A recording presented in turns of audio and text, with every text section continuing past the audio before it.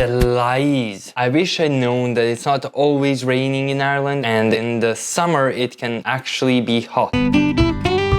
I did actually have to buy more clothes because I packed like I'm going to the North Pole.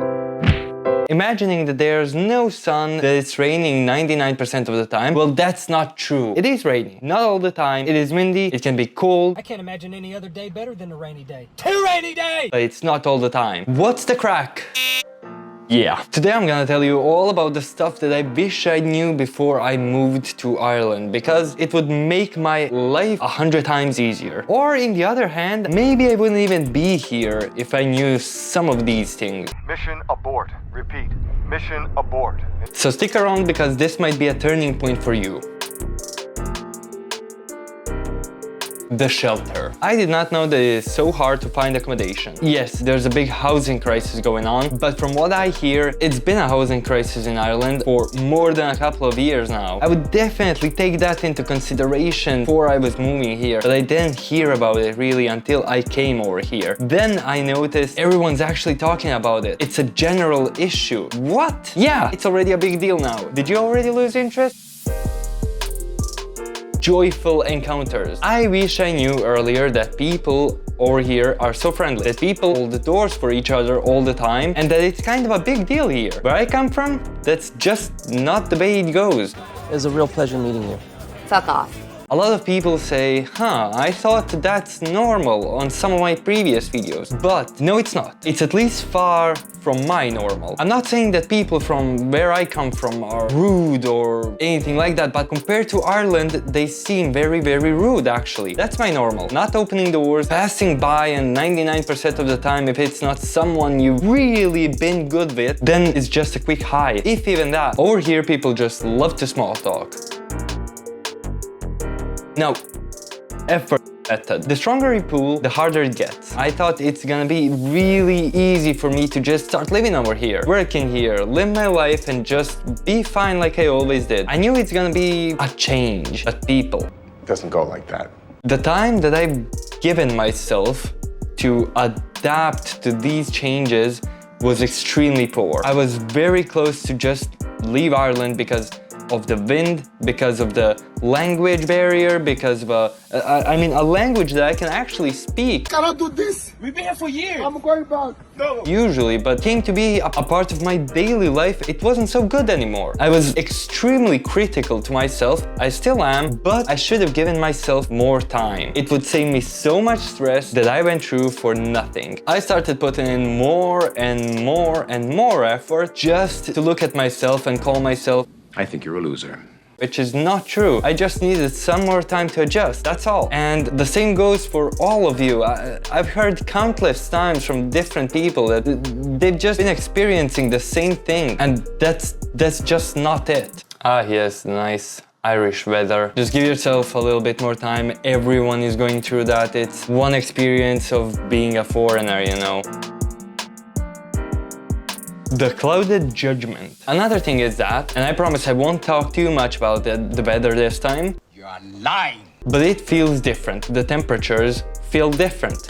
10, 15 or 20 Celsius does not feel the same everywhere, and for some reason this completely skipped my mind. When I was coming over here, I thought everywhere was the same, like 10 degrees, 10 degrees. But no, it's actually not. 10 degrees over here very much depends on the rain, wind, humidity, everything else. What sorcery is this? Usually 10 degrees feels colder. When it's 16 or 17 degrees more often than not, I found it to be hotter than that. So yeah, there's that. Weather, don't get fooled by that. If it's 7 degrees, the feeling is probably close to a 0. And depending on which time of the year you're getting over here, dress accordingly and get big jackets. In the winter, 99% of the time, you're gonna find me in a big fluffy jacket, and I can't even look right or left because of it, but it's just my way of dealing with this. New Age muggers. The second you get an Irish number, you are gonna get called and messaged by scammers, so do not reply. Do not answer. The second anyone wants any of your bank details, leave that off. You are gonna get plenty of those in your WhatsApp, Viber messengers. They're gonna be presenting as HSE, as your internet providers, as government, i.e. revenue, everything. They're gonna try to scam you in every single possible way. And they're all gonna ask you for all of your information and then most probably your bank details. Do not fall for that, so just be careful. Not so fast foreigner. While we are talking about that, get an Irish bank account and Irish SIM card. Why? Because you want to receive your paycheck on time as everyone else on your Irish bank account and enjoy the features of banking. And an Irish SIM card because you needed to log into some of the government's websites. And besides that, I had a payment plan on my Croatian SIM card. They just sent me a message that I've been using too much data in roaming, so they are gonna turn off my roaming and I'll have to pay for it. It was something about a fair usage policy, so an Irish SIM was a necessity. Cheap ride. This one, I'd really wish I knew. So this is for the younger audience. When you come over here, if you're under 25, make yourself a young adult leap card. If you intend to travel by bus, it cuts the cost for your bus rides by half. I never got it myself, and oh boy, would it save me some money if I did. Free money. Now this one is just getting you money. How I feel about it, it's free money, but hear me out. So if you already moved here, you probably saw a lot of ads about getting your rent tax return, those up to €1,000 if you rented in blah blah blah blah blah blah blah. Listen to this. This is not a scam. You really can get your money back for the rent tax if you rented a house or an apartment over the past 2 years, and you most likely did or will. At the beginning of each year, you can either go on revenue, provide them with some of your information, and if you meet the conditions, you're gonna get your tax back of around €500 per person for the year. It's amazing. It's free money. If you don't want to do it yourself or don't know how to, contact some of those tax return agencies. They're gonna do it for you. Just remember they take a cut from your free money. Okay, I'm gonna stop with that. I know it's not really free money. You paid that tax, but now you're getting it back. If you don't do this, you won't get it back. I like money. If you ask me, money is money, and in this economy, €500 can be a lot. And I actually think that from 2024, that tax back is gonna increase to €750 per year. Don't turn down the money they owe you. You are paying, or will pay, a lot for accommodation anyway, so use this. More money. While we're on this topic, use this for your regular tax back as well, because you could be owed some money depending on your circumstances. Unlike Croatia, where we get our tax return on the beginning of the year, if you're owed anything, over here you have to fill out the tax report, put on any receipts and such to get your tax back, or find a company that does that for you. Just another note for all the Americans watching, submitting tax documentation is not as near as complicated as it is in the US.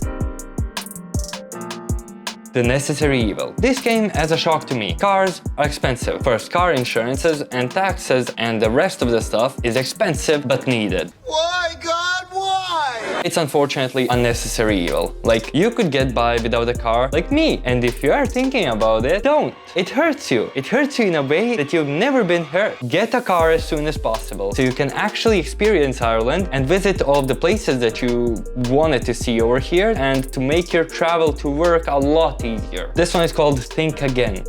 So you're working until 5 or 6 on a weekday. You're thinking, I'll go home, grab something to eat, or just change my clothes, and I'm on my way to do some shopping for clothes, accessories, stuff that I need.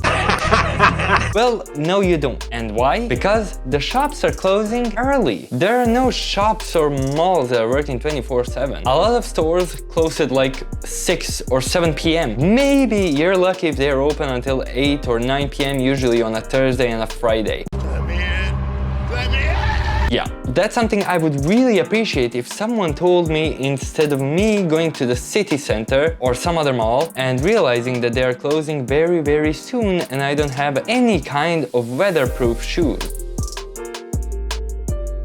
Name of the street, house number, town, city. So, you know how in most countries you have a postcode for the certain area that you live in? Well, in Ireland you have Eircode. Yes. What's that?